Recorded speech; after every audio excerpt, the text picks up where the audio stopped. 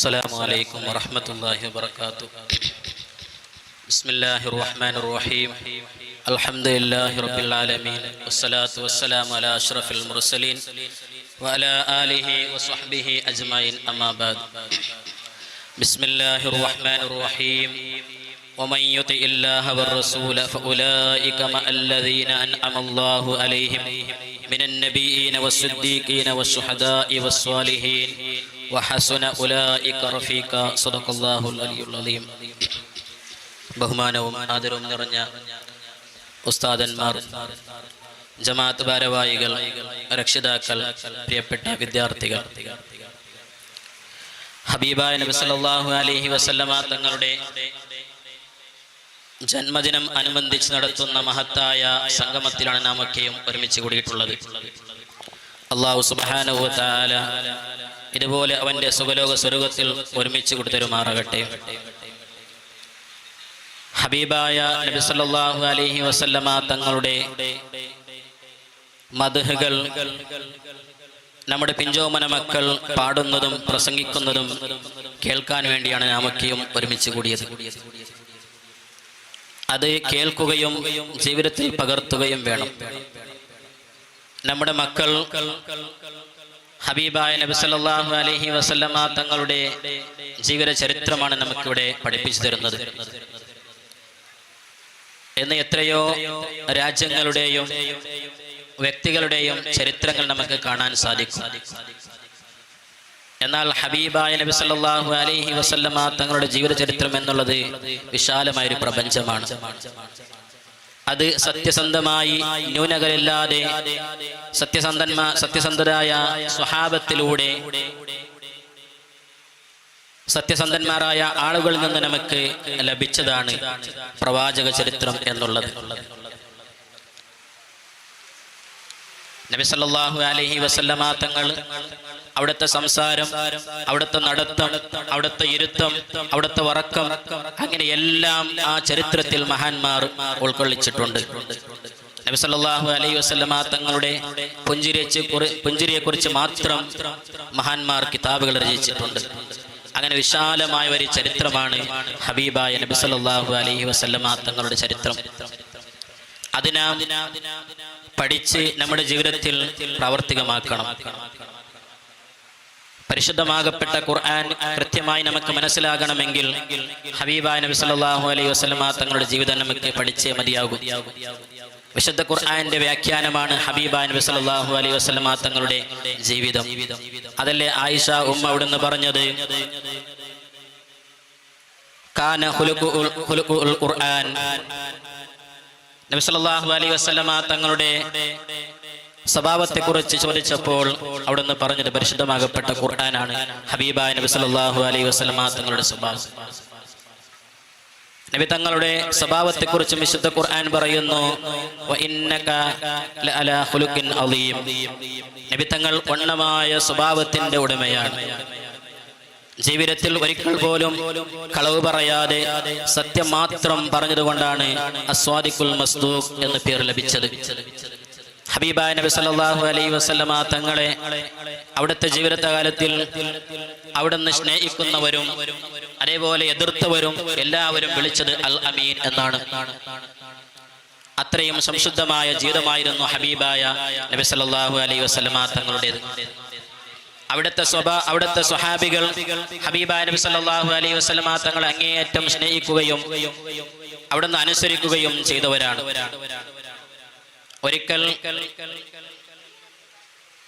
ഒരു സ്വഹാബി വന്നുകൊണ്ട് നബി സല്ലല്ലാഹു അലൈഹി വസല്ലമ തങ്ങളോട് പറയുന്നു, യാ റസൂലല്ലാഹ്, ഞാൻ അങ്ങയെ വല്ലാതെ ഇഷ്ടപ്പെടുന്നു.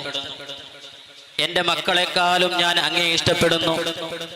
ഞാൻ എൻ്റെ വീട്ടിലിരിക്കുമ്പോൾ നബി സല്ലല്ലാഹു അലൈഹി വസല്ലമ തങ്ങൾ എനിക്ക് ഓർമ്മ വരും.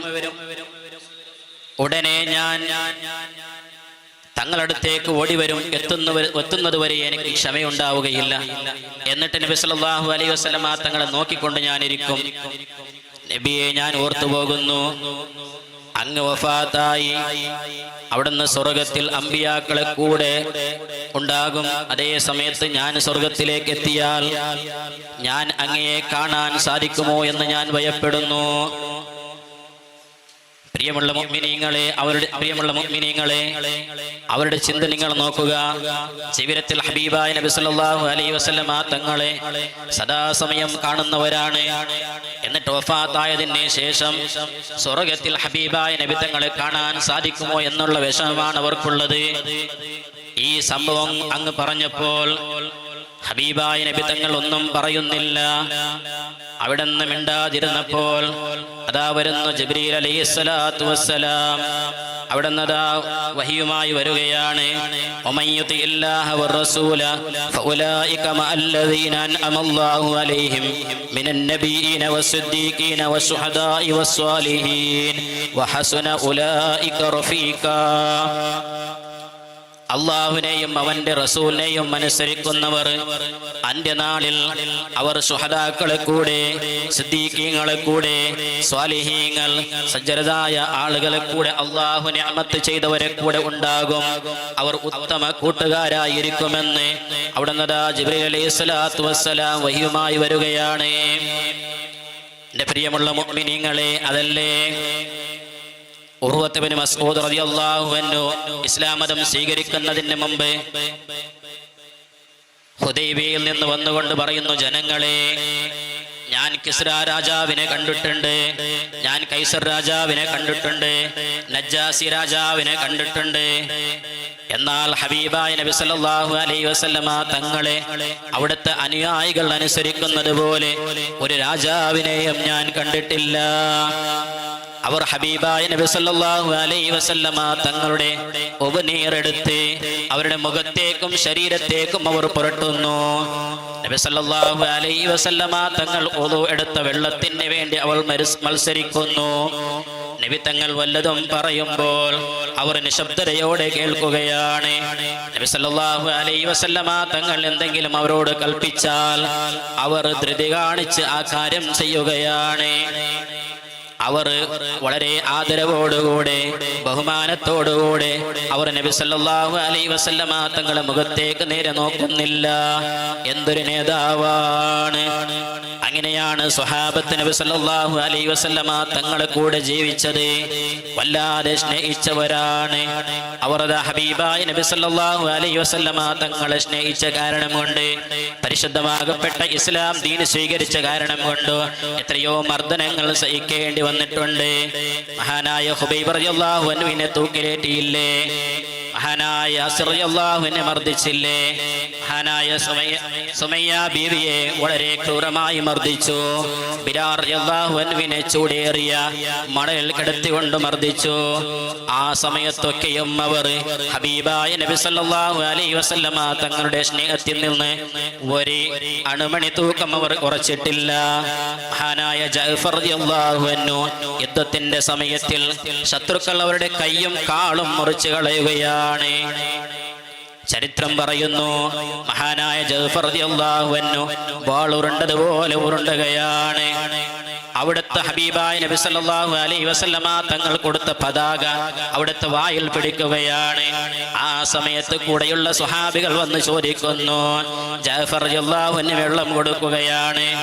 ജഅഫർ റളിയല്ലാഹു അൻഹു പറയുന്നു, മഗ്രിബിന്റെ സമയമായാൽ എനിക്ക് വെള്ളം തരുക, ഞാൻ നോമ്പുകാരനാണ്. സുബ്ഹാനല്ലാഹ്, വെള്ളം കൊണ്ടുപോയി കൊടുക്കുമ്പോൾ, മഗ്രിബിന്റെ സമയമായപ്പോൾ വെള്ളം കൊടുക്കുമ്പോൾ ജഅഫർ റളിയല്ലാഹു അൻഹു ഈ ലോകത്തോട് വിട പറയുകയാണ്. ഇങ്ങനെ ധാരാളം സംഭവങ്ങൾ നമുക്ക് പറയാനുണ്ട്. ഹബീബായ നബി സല്ലല്ലാഹു അലൈഹി വസല്ലമ തങ്ങളെ സ്വഹാബത്ത് സ്നേഹിച്ച ആ സ്നേഹത്തെ കുറിച്ചാണ് ഞാൻ പറഞ്ഞത്. പ്രിയമുള്ള മുഅ്മിനീങ്ങളെ, അതുപോലെ ഹബീബായ നബി സല്ലല്ലാഹു അലൈഹി വസല്ലമ തങ്ങളെ അങ്ങേയറ്റം സ്നേഹിക്കുന്നവരാകണം. അല്ലാഹു തൗഫീഖ് നൽകട്ടെ. അതിന് ഏറ്റവും പ്രധാനപ്പെട്ട കാര്യമാണ് ഹബീബായ നബി തങ്ങളുടെ മേൽ ധാരാളം സ്വലാത്ത് വർദ്ധിപ്പിക്കുക, അവിടുത്തെ ജീവിതചര്യയും പഠിക്കുക, അവിടുത്തുമായി ബന്ധപ്പെട്ട എല്ലാ കാര്യത്തിലും ഉൾക്കൊള്ളുക. ഇതിനൊക്കെയും അല്ലാഹു നമുക്ക് തൗഫീഖ് നൽകട്ടെ. ഞാൻ എൻ്റെ കർത്തവ്യത്തിലേക്ക് കടക്കുകയാണ്.